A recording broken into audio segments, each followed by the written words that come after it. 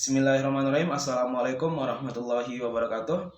Perkenalkan, nama saya Ilman, saya dari Pendidikan Bahasa Inggris semester 4. Di sini saya akan menjelaskan tentang apa itu semantics. Nah, pertama-tama, semantics merupakan bagian dari ilmu bahasa atau cabang ilmu bahasa linguistik atau linguistik gitu. Nah, semantics ini mengkaji terfokus kepada makna. Dalam ilmu linguistik sendiri ada dua yang mempelajari tentang makna, yaitu semantics dan pragmatik. Namun, semantics terlebih terfokus pada makna yang ada dalam kata tersebut atau kalimat tersebut, sedangkan pragmatik ini telah di luar dari apa yang dikatakan gitu. Nah, saya ulangi lagi, terfokus dari semantics ini sendiri itu terfokus kepada makna yang berupa literal, sedangkan pragmatik yang non literal. Literal sendiri berarti makna yang terkandung dalam sebuah kata tersebut tanpa memiliki arti tersimpan daripada si pembicara. Sedangkan non literal itu berarti makna yang terkandung sama dengan kata yang diucapkan terkadang berbeda, dan si speakers atau pembicara mempunyai mana-mana tersendiri yang tersimpan di dalamnya gitu. Nah, mengapa kita perlu untuk mempelajari tentang semantics? Jadi kejadian tentang keanehan dalam membuat kata atau mengartikan kata itu berkali-kali terjadi. Mungkin barangkali dalam secara struktural, secara sintaksis itu benar. Seperti contohnya di sini, the hamburger ate the man. The hamburger is noun phrase, ate was a verb or verb phrase, and the man was noun phrase also. It can be a sentence, but correct sentence, and accessible. But when you look at the meaning, it gives something like oddness, that you feel like, how can the hamburger eat a man? So that's all why we have to need learning about the semantic itself.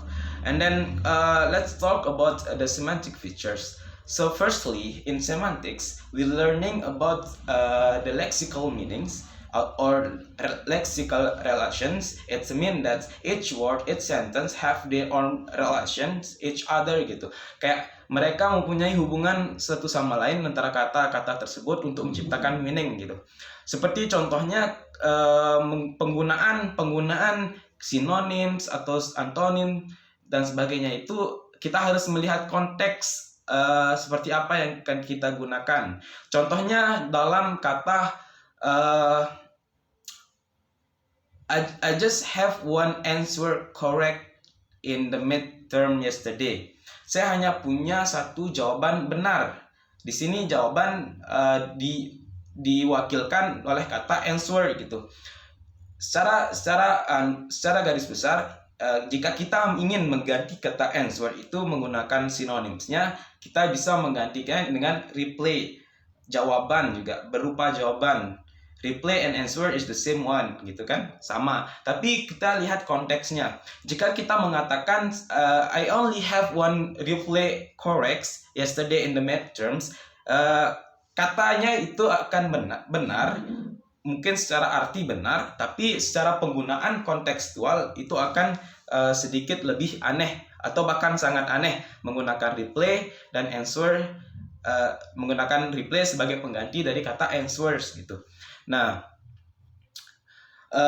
dalam contoh yang lain, ketika kita ingin menggunakan sebuah synonyms dalam semantics, misalnya lots of the students in the Ponpes Darus Syafi'iyah Nahdlatul Watan Peseng is studying gitu, are studying. Nah, kita bisa mengganti student di sini dengan kata pupils yang berarti siswa juga gitu, siswa dengan siswa.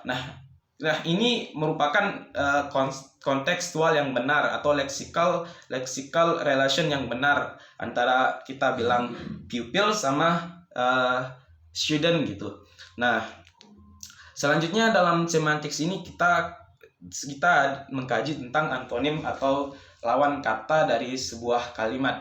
Lawan kata ini sendiri sangat banyak jenisnya. Ada yang lawan kata yang harus berhubungan satu sama lain, seperti hidup dan mati. Kalau udah hidup berarti dia tidak mati. Ada yang antonim yang bersifat timbal balik, seperti kayak ada penyebabnya gitu. Seperti suami dengan istri, dia akan jadi suami ketika dia mempunyai istri, dan ketika sudah bercerai, antonimnya itu akan hilang gitu. Nah, ada juga antonim yang bersifat mutlak seperti cerah dengan gelap atau terang dengan gelap gitu, bersifat mutlak, berlawanan.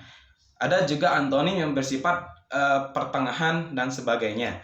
Nah, selanjutnya dalam semantik kita mempelajari tentang hyponim, yang mana hyponim ini adalah berarti sebuah perwakilan dari sebuah kata. Misalnya saya bilang animals, itu merupakan hyponim dari kambing, ular, dan sebagainya gitu. Nah, untuk selanjutnya adalah di semantik ini kita mempelajari tentang polisemi, yang mana polisemi merupakan salah satu bentuk kata yang mempunyai arti banyak tergantung penggunaannya gitu. Misalnya kata kepala. Kepala berarti yang dalam human part of human body, yang ini kepala. Sedangkan kita bisa menggunakan kepala juga untuk yang lain, misalnya kepala sekolah, kepala madrasah, dan sebagainya. Di sini kata kepala disebutkan sebagai polisemi, yaitu suatu yang bisa digunakan dalam banyak tempat gitu. Kata yang bisa digunakan dalam banyak tempat itu yang dipelajari dalam semantik juga. Nah, selanjutnya yang terakhir yang akan saya jelaskan di video ini adalah collocation, yang mana merupakan salah satu bentuk perpaduan kata yang bersifat kebiasaan. Secara garis besar kita tidak bisa membuat atau tidak ada aturan baku bagaimana cara membuat sebuah collocation. Tapi collocation bersifat kebiasaan. Jadi ketika saya bilang make a mistake, itu artinya saya membuat kesalahan. Ini akan lebih terkesan native atau natural. Then I say do a mistake gitu. I have do a mistake atau dan sebagainya. Saya akan lebih kedengaran natural ketika saya bilang make a mistake gitu. Oke, sekian penjelasan dari video ini. Semoga cukup. Mohon dimaklumi. Sekian. Wassalamualaikum warahmatullahi wabarakatuh.